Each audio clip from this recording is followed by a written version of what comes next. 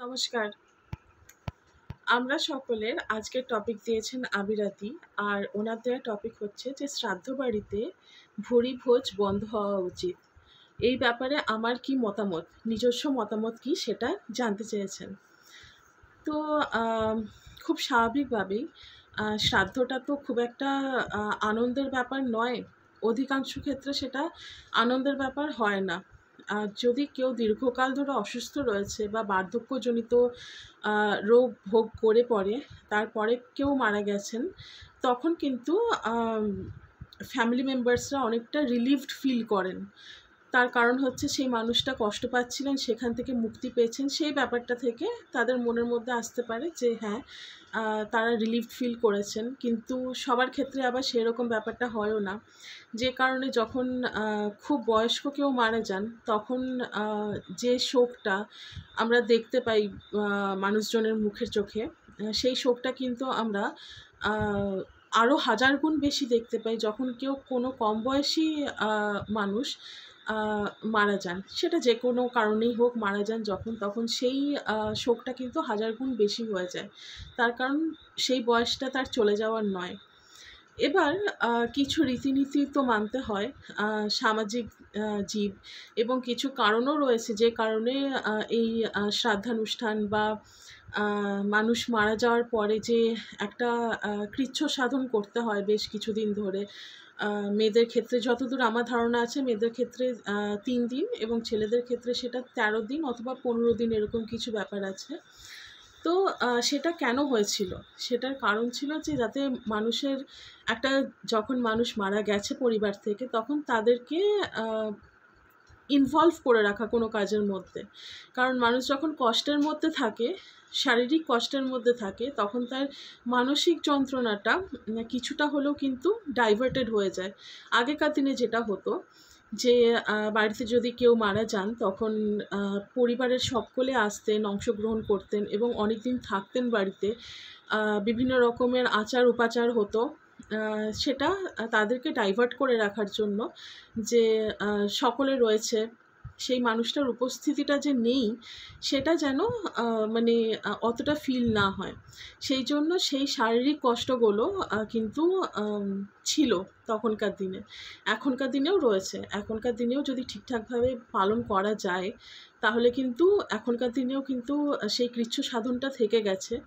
কিন্তু যেটা এখনকার দিনে যেটা একটু খারাপ লাগে দেখতে, সেটা হচ্ছে কেউ মারা যাওয়ার পরে তার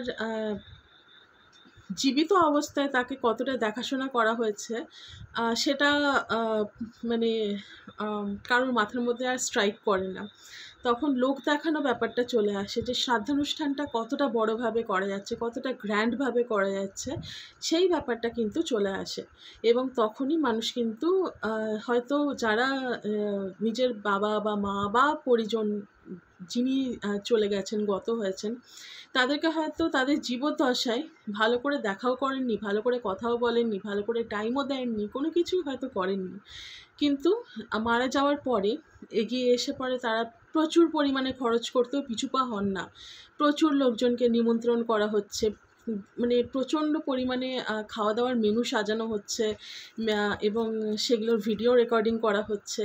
তো সেটা তো একটা উদযাপনের মতো হয়ে যাচ্ছে। সেটা একটা ভালো, মানে কী বলবো, মানুষের ভীষণ আনন্দ পেলে যেরকম হয়, যেরকম বিয়েবাড়িতে খাওয়া দাওয়ার ব্যাপার হয়, সেই রকম জন্মদিনে খাওয়া দাওয়ার ব্যাপার হয়, সেই রকমভাবে আজকাল শ্রাদ্ধানুষ্ঠানেও কিন্তু প্রচণ্ড খরচ করা হয়। খরচটা নিয়ে আমার কোনো অসুবিধে নেই, খরচ করুক, যার যেরকম সামর্থ্য সে সেরকম করলো। কিন্তু খারাপটা সেখানেই লাগে যখন ব্যাপারটা লোক দেখানোতে চলে আসে, যখন সেখানে সোশ্যাল একটা স্টেটাস মেনটেন করার ব্যাপারটা চলে আসে। তখন কোথাও গিয়ে একটা খারাপ লাগে যে মানুষটা যখন বেঁচে ছিল, তখন তার জন্য যদি সেই খরচাটা করা হতো, তাহলে হয়তো মানুষটা কিছুদিন বেশি বেঁচে থাকতে পারতেন। কিন্তু আজকাল লোক দেখানো ব্যাপার এত বেশি চলে এসছে যে সেখানে খাওয়ার মেনু, আনন্দ, হুল্লোড় সমস্ত কিছুই হয়। বা অনেক সময় হয়তো সেই সন্তানরা বিদেশে থাকে বা দূরে কোথাও থাকে, তারা এসে পৌঁছতেই পারে না। তারা অন্য কাউকে মানে নম নম করে কাজটা করে দেওয়ার কথা বলেন, তারা টাকা পয়সা হয়তো পাঠিয়ে দেন, দিয়ে বলেন তোমরা ব্যাপারটাকে সামলে নাও আর কি, এরকম ব্যাপার হয়ে যায়। তখন সেটা কিন্তু ভীষণ খারাপ একটা দৃষ্টিকটু ব্যাপার। তাতে আপনারা যতই লোককে খাওয়ান না কেন, পরবর্তীকালে গিয়ে কিন্তু যাদেরকে খাওয়াচ্ছেন তারা গিয়েই কিন্তু আপনাদের পেছনে গিয়ে পরে নিন্দে করবে। এবং এটা খুবই স্বাভাবিক ব্যাপার, কারণ একটা মানুষ যখন চলে যাচ্ছে লাইফ থেকে, তখন সেটা দুঃখের একটা ব্যাপার, সেটাকে উদযাপন করার মতো সত্যি কিছু হয় না। আর হ্যাঁ, কিছু রীতিনীতি মানতে হয়, কিছু নিয়মকানুন রয়েছে সেগুলো মানতে হয়, বেসিক যেগুলো রয়েছে সেগুলো ঠিক আছে, করতে হয়, করা উচিত, তার আত্মার শান্তির জন্য করা উচিত। কিন্তু শ্রাদ্ধানুষ্ঠানে গিয়ে পরে শ্রাদ্ধের ভ্লগ করা, সেটাকে পাবলিশ করা, বা খাবারের আয়োজন, যেখানে কিনা মাংস, যতই আমরা বলি না কেন, মাংসটা কিন্তু শ্রাদ্ধের মধ্যে চলে না। ইউজুয়ালি মাছও চলা উচিত নয়, কিন্তু মাছটাকে তবুও মানে যুগ যুগ ধরে যখন চলে আসছে আর কি, তো মাছটাকেও ঠিক আছে, কিন্তু মাংস খাওয়ানো বা নিরামিষের জায়গায় আমিষ, মানে নিমন্ত্রিতদেরকে আমিষ আহার দেওয়া, এগুলো আমার মনে হয় যে শো অফ ছাড়া আর কিছুই নয়। আর যেখানে শো অফ চলে আসে সেখানে কিন্তু ফিলিংসগুলো ব্যাক সিট নিয়ে নেয়। তো কারোর মনের অবস্থা, মানে একটা আইডিয়াল সিচুয়েশনে কারোর মনের অবস্থাটা অতটা ভালো থাকার কথা নয়।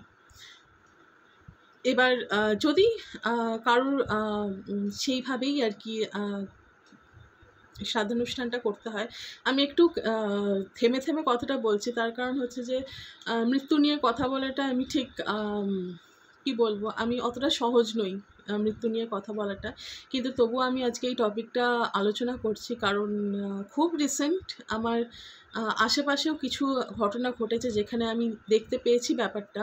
ইউটিউবে তো মানে হরদম দেখতে পাওয়া যায়, তো সেখানে আমি ব্যাপারটা দেখেছি এবং রিয়েলাইজ করেছি যে কত হাজার হাজার টাকা খরচ করা হচ্ছে একটা মানুষের শ্রাদ্ধানুষ্ঠানের জন্য, কিন্তু সেই মানুষটা যখন মানে জীবিত ছিলেন তখন তার কিন্তু খেয়াল রাখা হয়নি ভালো করে।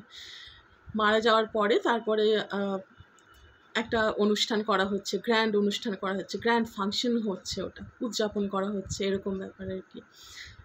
কী করা যেতে পারে?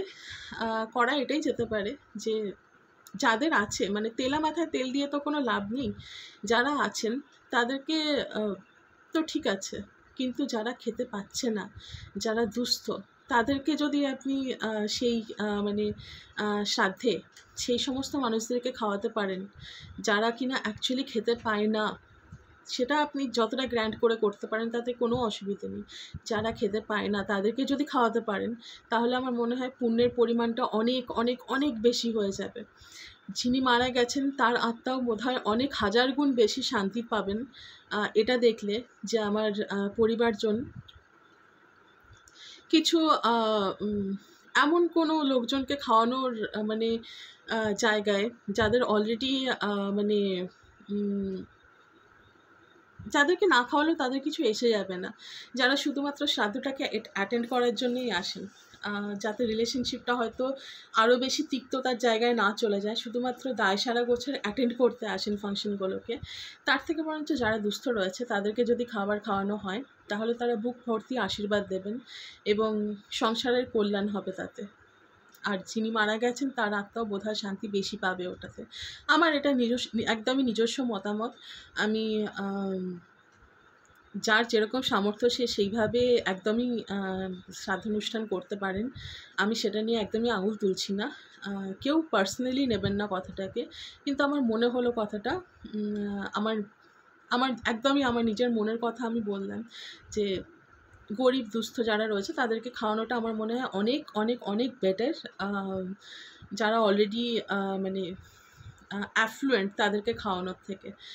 যদি নিতান্তই গ্র্যান্ডভাবে আর কি সেলিব্রেটই বললাম, সেলিব্রেট করার মতো যদি মেন্টালিটি থাকে, আর যারা সত্যি সত্যি কষ্ট পান তাদেরকে কিন্তু দেখে পরেই বোঝা যায়, তাদের চোখে মুখেই বোঝা যায় যে তারা কষ্ট পেয়েছেন।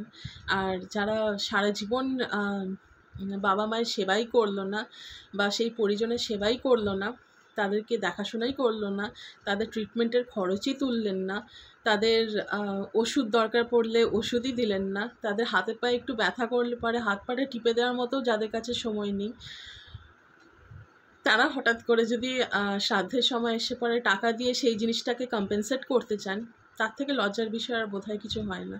কারণ টাকা পয়সা দিয়ে সেবাটাকে কখনোই কম্পেনসেট করা যায় না। তো মানুষটা যখন বেঁচে ছিলেন তখন সেই মানুষটার যত খুশি কেয়ার করুন, খেয়াল রাখুন। হাত পায়ে ব্যথা করছে তো হাত পাটা একটু টিপে দিন, মাথা ব্যথা করছে মাথাটা একটু টিপে দিন। তার কথা বলার মতো কেউ নেই, সারাদিন একা একা রয়েছে ঘরের মধ্যে, তার সাথে একটু টাইম দিন, তার সাথে একটু কথা বলুন, তার সাথে একটু সময় কাটান, তার জীবনের এক্সপিরিয়েন্সগুলো জানতে চান। কারণ মানুষ যত বয়স হয় না, তাদের তাদের জীবনের যে এক্সপিরিয়েন্সগুলো তারা কিন্তু অত্যন্তভাবে শেয়ার করতে চান, তারা কথা বলতে চান, তারা ভীষণ একা হয়ে যান একটা বয়সের পরে। তাদেরকে সেই সময়টা যদি দেওয়া যায়, তার থেকে বড় ব্যাপার আর কিছু হয় না। আর হ্যাঁ, এইটুকুই। আর টাকা পয়সা আছে তো শ্রাদ্ধটা করুন ভালো করে, কিন্তু তেলা মাথায় তেল দিয়ে কোনো লাভ নেই। তারা কিন্তু পেছনে গিয়ে পরে সেই নিন্দে বান্দাই করবে। বরঞ্চ যাদের কাছে টাকা পয়সা নেই, যারা অন্ন সেইভাবে পায় না, খেতে পায় না, আমি ভীষণ ব্লান্টলি বললাম কথাটা, খেতে ঠিক দুবেলা ভালো করে খেতে পায় না, তাদেরকে যদি খাওয়ানো যায়, সেটা তো পুণ্যের কথা তো একদমই, পুণ্য ভীষণ বড় পুণ্য। আর হ্যাঁ, সেটা তারা মর্যাদা দেবে জিনিসটার আসলে।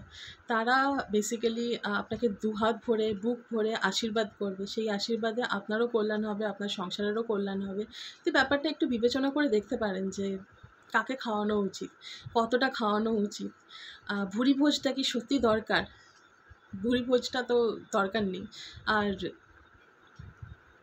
মৎস্য মুখ বা যাই কিছু হোক না কেন, সেগুলো ঠিক আছে, কিন্তু নিরামিষটাই ভালো আর কি খাওয়া। তো যাই হোক, বিভিন্ন কারণে এগুলো হয়ে আছে। তো সমস্ত ডিটেলস তো আমি জানি না। আমার নিজের যেটা খারাপ লাগলো আমি সেটা আপনাদের সাথে শেয়ার করলাম। আর সমস্ত কথা ইউটিউবে বলা যায় না, সমস্ত ঘটনা ইউটিউবে বলা যায় না, সেই জন্য আমি হয়তো ইনস্ট্যান্সেসগুলো বলতে পারলাম না। কিছু ইনস্ট্যান্সেস রিসেন্টলি আমার সামনে এসছে, যেগুলো মানে শুনলে পরে আর কি বীভৎসতার একদম চরম সীমায় পৌঁছে যাবে। কীভাবে সেলিব্রেট করা হচ্ছে একটা মানুষের মৃত্যুকে ঘিরে। যাই হোক, সেটা আলাদা ব্যাপার, সেটা নিয়ে আর নাইবা আলোচনা করলাম। তো এটুকুই বলার ছিল। আবিরাদি, যদি আমার ভিডিওটা দেখো তাহলে বলবে যে আমি ঠিকঠাক বললাম কি না। কারুকে আমি আঘাত করতে চাই না, কাউকে আমি পার্সোনালি আঘাত করতে চাই না। কেউ যদি আমার ভিডিও দেখছেন এবং তার যদি খারাপ লেগে থাকে, তাহলে আমি একদম মন থেকে ক্ষমা চাইছি। আমার কাউকে আঘাত করার উদ্দেশ্য নয়। যদি খারাপ লাগে সেটাও জানাবেন। আর যদি আমার কথাগুলোর সাথে সহমত হন, তাহলে সেটাও জানাবেন। ধন্যবাদ।